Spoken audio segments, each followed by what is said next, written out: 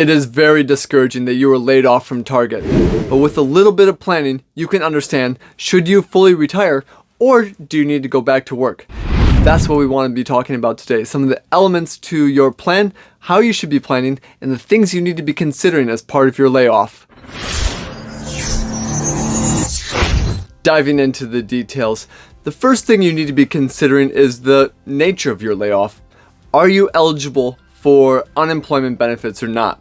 So there's going to be a number of different ways that you can be discerning this. First of all, you can be talking to HR more to determine if you're eligible for a severance package or something that's going to get you by. Now, if that's the case, then most likely you will not be claiming unemployment benefits. And HR is going to walk you through this process, because what they're going to be talking about is the fact that if you take the severance package or you take the amount of money they may be giving you per your service, well then that would be a substitute for your unemployment benefits. So then you would not be eligible to be claiming that.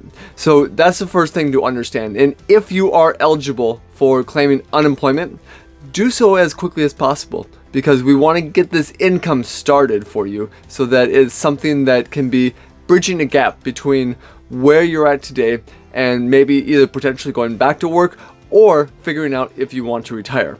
Now that's what the unemployment benefits would do, but if you received a severance package, that would do the same thing. That would help bridge that gap. So there may be some benefits to that as well. So the first thing you need to do is be understanding where your benefits are and what you're eligible to receive.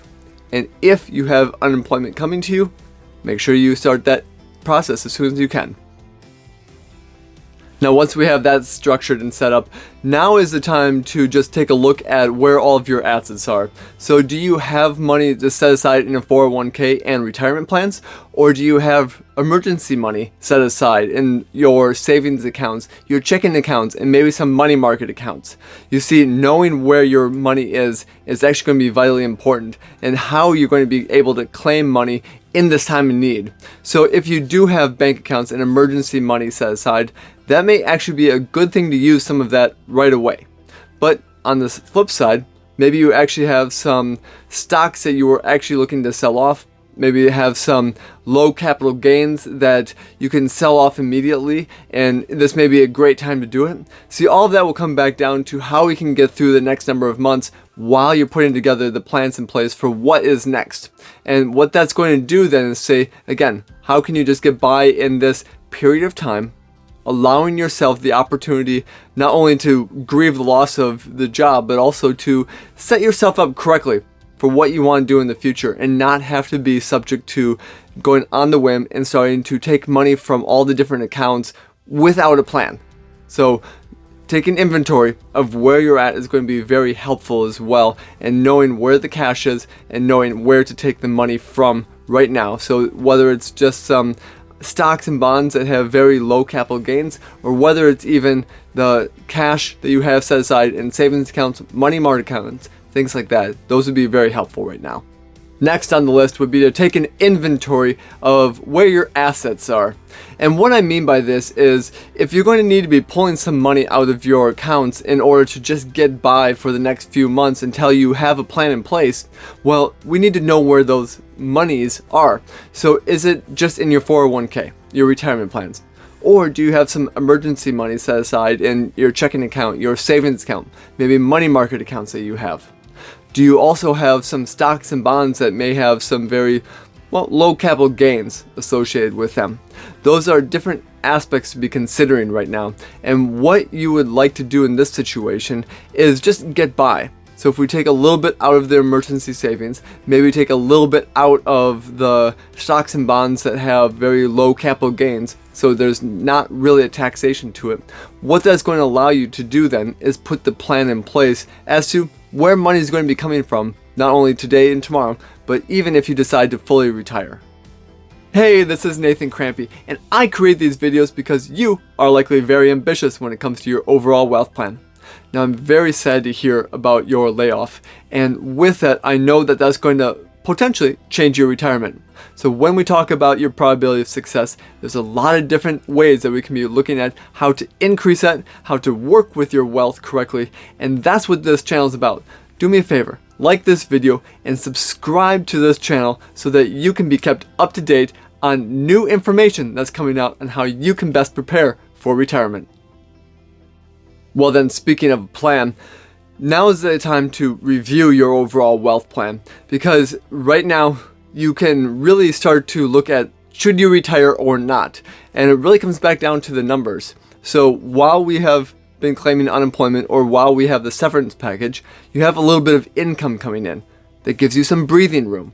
And if we have a little bit of money taken care of from your just basic needs from, say, your checking account and savings account, well, now we can start putting and finalizing the plan. Should you actually retire, or should you go back either working full-time or even part-time for the next couple of years possibly to bridge the gaps until you decide you're ready to retire fully? So what we want to do here, when we take a look at your overall wealth plan, I would definitely suggest starting with should you retire now or not. So what this would look like then is putting a plan in place to say, all right, if I retired now, how much do I need for basic living expenses? Now, those are going to be a category in and of themselves. So whether it's just a mortgage plus utilities, whether you add in food, anything related to cell phone bills, car payments, things like that, those are going to be in your basic necessity and utility kind of way for your expenses. Now, we can also be looking at the category for what you want for income as well. Now, this would be more for, say, the fun things that you want to do, whether it's travel, whether you want to be purchasing some new toys, little things like that. Well, that's what we can be setting aside for what we want our income to do. Now, there's two different categories. So when we take a look at our basic necessities, we want to see if that can be covered through Social Security and pension and some other guaranteed income streams that we have with that. Now, if that's the case, then most likely we're going to be talking about some very different scenarios for you as part of your overall planning for how you are going to go about retiring well. If you don't have enough guaranteed income that's going to be covering those basic living expenses, now that's a whole another set of planning that you're going to need to go down. But like I said, the first element is to start with understanding if you can retire today or not. So put a plan in place to say, not only do we have our expenses, but we have our known income streams, and those would be, in this case, the guaranteed income streams, and then we can start to branch out a little bit more and start to say, all right, well, here's what things would look like if I never went back to work. But now we can start putting different plans in place as well to say, well, what if I worked a couple more years, full-time maybe? Or what if I worked just part-time because I want to? Well, all of that's going to mean something different to your Social Security benefits, to your overall amount of savings, and to the earnings that you have coming in the door that are going to help to put money away for retirement in the future. Now, all of that is exactly what we want to do, but if it's not needed, if you have the ability to retire now, that's going to really come back to say, now we can start putting the plan in place to look at your income streams and start transitioning your assets into income. So having that plan is going to be vitally important, and that's one of the key elements to this time period, and making sure that we have the money just to get us by while we're planning is going to be helpful here as well. And speaking of income sources, let's take a moment to talk about your pension and your Social Security, because those are going to be big elements when it comes to the guaranteed income streams that you have in retirement. Well, let's start with the pension, because since this will be a guaranteed income stream that you have coming to you, and if you don't have a pension, obviously this section is going to be something that you don't need to plan for. But if you do have a pension, we want to be taking a look at how you should be claiming that pension. Well, first off, as the nature of your layoff, is the pension fully vested? Did they add some credits onto your pension so that you could be bridging the gap between when you would have been taking it, let's say age 65, and when you're taking it now or able to claim it earlier?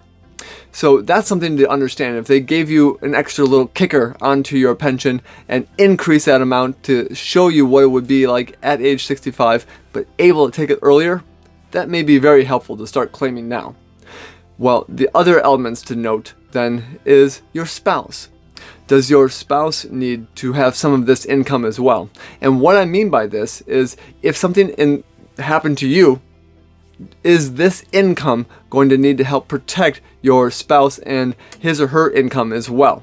So that's also something to be understanding, because the pension is such that you could actually claim it as a single life, meaning it's going for your life only, and if something happens to you, then it goes away. But you could also claim it for a joint life between you and your spouse. And if that's the case, depending on how you take it, the money will be there for you, and also there will be some money set aside for your spouse in the event of your passing.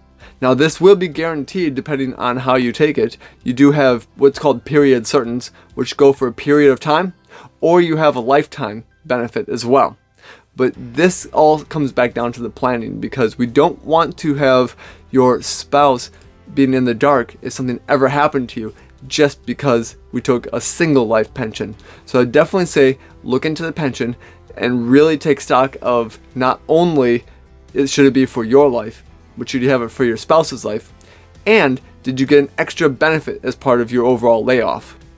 So that's going to be some of the planning that we need to go to and go through for your pension. But we can do the same thing for your Social Security, because really speaking, it may be that taking it now, say earlier, whether it's age 62, 63, 64, that may or may not be that helpful for you. And what I mean by this is we have a couple of different elements we want to do with Social Security.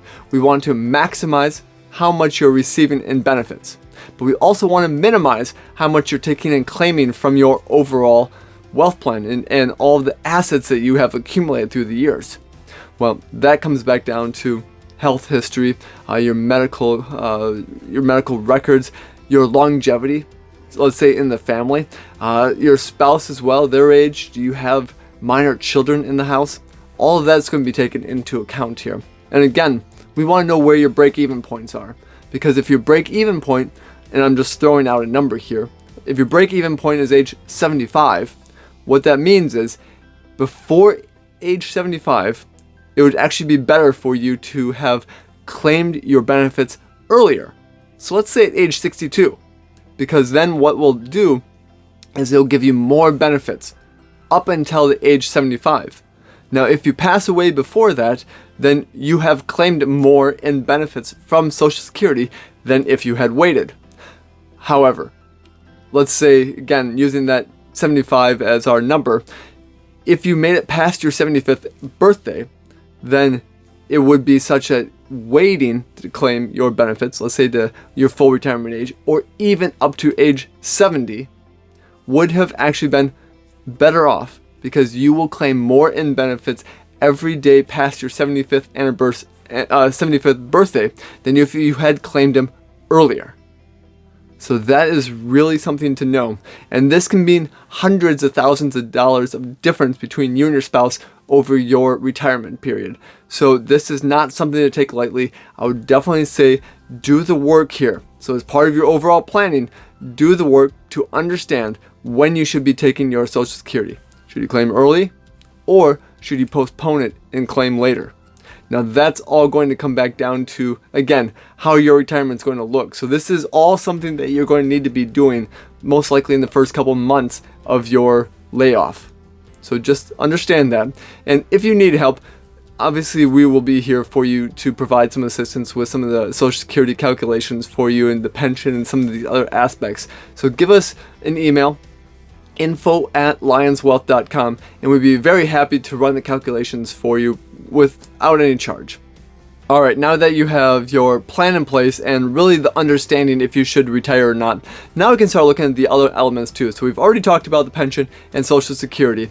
Well, another key element in this period of time before Medicare age is understanding your health benefits. Now, as part of your layoff, did you receive part of, let's say, a retiree medical package, or something that would bridge the gap between where you're at today and getting you up to Medicare? Well, that's going to also be something to know, because if you have those benefits coming to you, that's going to help pay for whether it's COBRA or whether it is part of your original plan that you were on and continuing that for a number of years is also going to be vitally helpful, because this may be a great plan that you want to keep and stay on, and having the ability to do that is something that you need to be aware of. So again, this is where HR comes in, because they can talk about how these benefits work, if you're eligible to keep on the plan, if you have to pay anything for the plan. You see, that may be something that is part of your layoff package. Maybe you receive the severance in the form of helping with your medical costs. Well, that may be a great thing to, again, bridge those gaps between now and Medicare. But let's say you don't have a package deal that includes health insurance, and we're now needing to go onto the open market. Well, first know that COBRA is a good alternative, at least to help with this period of time. So if we need to continue having health insurance while we're trying to find new insurance, COBRA will be there for you.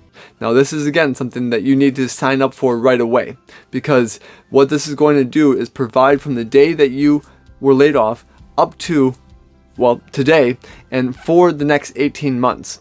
Now, this is something that is going to be costly, because you're going to be paying for the entirety of that plan every single month out of pocket. So it may not be something that we want to keep with for a long extended period of time, but this will then again allow you to talk to people, and by nature brokers are the correct ones to talk to here, because they can work with many different plans in your state and really start to come back down to the details of what's important to you, what are your needs for your health care, and then they can start pinpointing the very specific type of insurance that's going to be right for you. And this can also include your drug coverage as well. So if you are young and under the age of Medicare, so 65, then we're going to be talking about just a regular health insurance policy. Now, if you're 65 and older, well, now we're going to be switching gears, and we're really going to be starting to talk about what's going to be more pertinent for you with respect to Medicare. And your things are a little more limited on how we're going to be talking about that, but a broker can really help you, especially with Part C, and looking at what the benefits are going to be and how they're going to be helpful for you going forward. So again, take this time. If you need to, I would definitely suggest that getting on COBRA right away would be helpful while we're bridging the gap, and while you're going to be finding a broker to talk to look at all of your health insurance. And the nice thing is that they are going to get paid from the insurance companies, so you do not have to pay for them out of pocket. And that's going to be very helpful, because now we can really start to say that they have your interest at heart, and no matter which one we go into of the policies, they know that you are going to be taken care of, and that you have the best possible health insurance for what you're looking for. Well, let's continue on and look at more of the wealth that you have as part of work, because you may be having things outside of your 401k. So what I'm talking about here would be your stock options that you have available. Do you have restricted stock units that are there as well? Or do you have bonuses that are going to be paid out? Do you have, again, that severance package that you may be receiving? See, all of those are going to be income streams that are going to be coming in. And it may be such, especially with some of the stock options, that they accelerate your vesting schedule. So some of them may be vesting this year, and if it's restricted stock units, they may all be vesting this year. If it's your stock options, maybe you have the ability to exercise them all this year. Well, that's something that you should obviously consult with individuals that can really help you, especially your accountant, to understand, is this something that you should be doing tax-wise? But you may not have an option, especially with some that are going to be paid out no matter what. Well, that's going to be additional income that is going to be coming in. So if that's the case, then we can be counting on that for some of the payments that you're going to be needing just to get you through this period of time. So we may not need to take from your other retirement accounts to bridge that gap, because you may have some more money coming in the door here in the next month or two. Well, understanding that, again, is going to be important in this time. So take stock of all of those additional programs and benefits that you have, especially your stock options, to see if that's going to be something that is going to be paid out, or if you even lose them. You see, that may be something that instead of having them vest, maybe you lose some of those options, and that's not a great thing. But just understanding where you're at will allow you again to come back to your plan and make sure that you're going to have the income coming in the door here for the next number of months while you're putting the plan in place for the income for the future. Last element when it comes to your income, we want to talk about annuities. Now, why I want to talk about annuities here is because of the fact that going back to, say, the pension and Social Security, those are guaranteed streams of income. That's a paycheck for life is what those things are. But if your basic living expenses with the mortgage, with your utilities, with food, with the car payments, with all of those things, if that's not taken up by just pensions and Social Security, if you still have extras that need to happen there, the math and the science really dictate that you need to have other streams of lifetime guaranteed income. Now that's in the form of a payout that's going to be there no matter what. And that will actually help increase the probability of success in retirement, that you will never run out of money. It'll help increase your rate of return that you're going to be receiving, and also help lower your risk. Now, if again that pensions and Social Security don't cover all that, then the math actually suggests that we go out to get an annuity. And I know when we start talking about the A word, that really starts to conjure up some maybe different thoughts that are there. But here's the thing.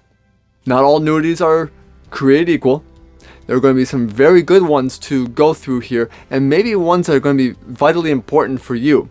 And why I talk about this is because we want to have enough income coming in from all different sources. So there's three of them again: the pension, Social Security, and then if we need to go out and get a separate annuity, having those cover your basic living expenses. And once we have that taken care of, then we can start talking about the best ways to handle the rest of your assets.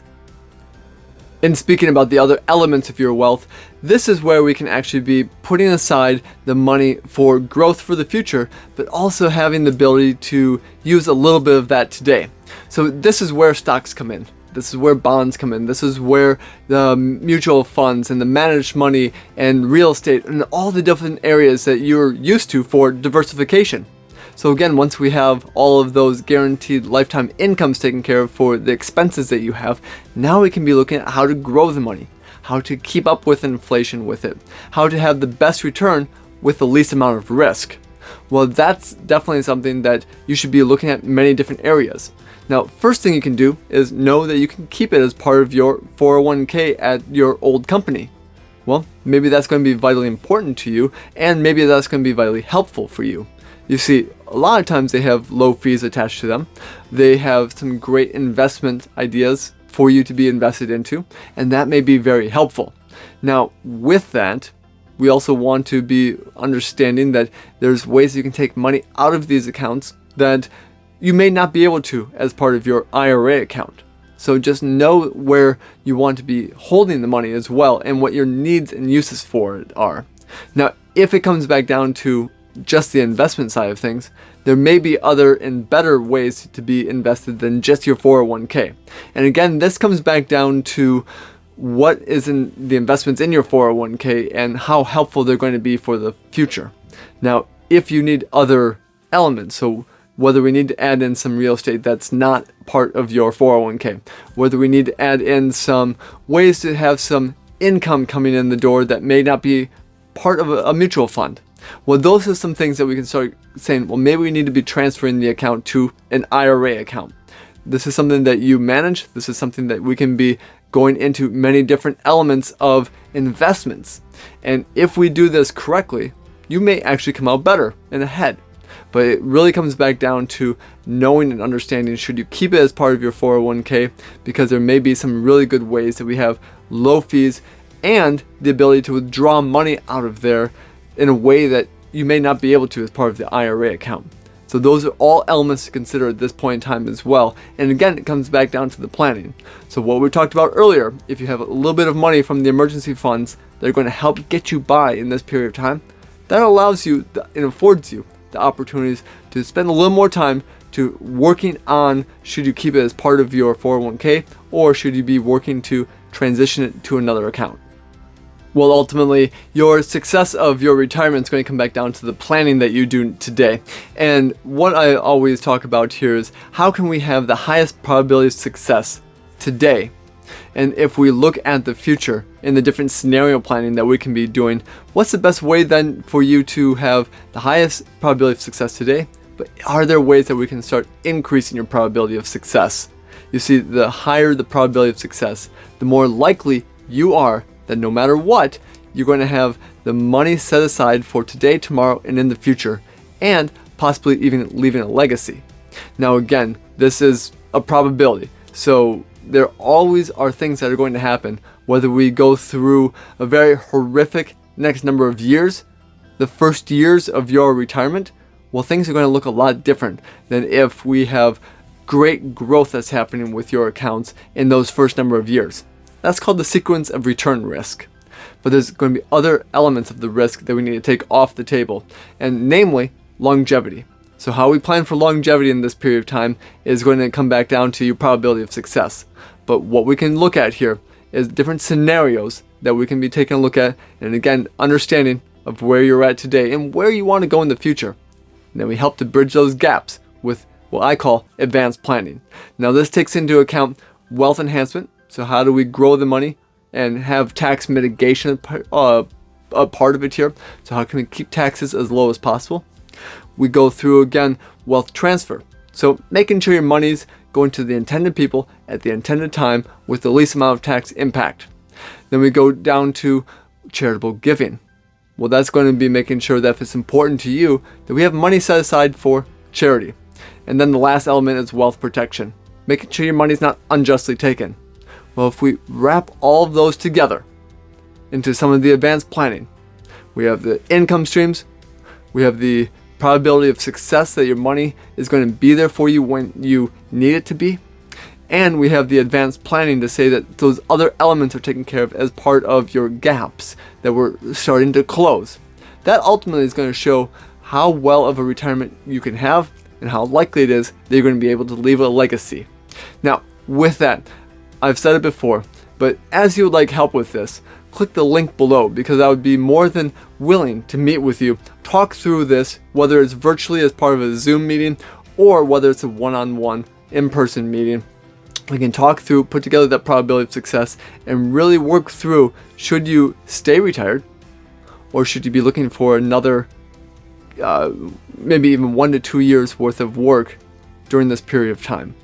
But I know it's hard. I know that layoffs are never fun, but I also know that this could be a very good thing for you with just a little planning. Because you've made it this far, I want to celebrate you. See, I know this is a very hard time for you as part of the layoff, and what I want to offer you is a special one-on-one consultation to talk through what the layoff means, to talk through if you have the ability to retire and what the future will look like given some of the probability of success that we're going through and the wealth that you have. So with that, click the link below and we'll set up a one-on-one consultation where we'll be going through the details of your layoff and if you are able to retire. Now this is going to be a special one-on-one consultation that is complimentary just for watching this video. So again, click the link below and I look forward to seeing you soon. For more tips and tricks on how you can be looking to improve your overall wealth plan, click this video right here.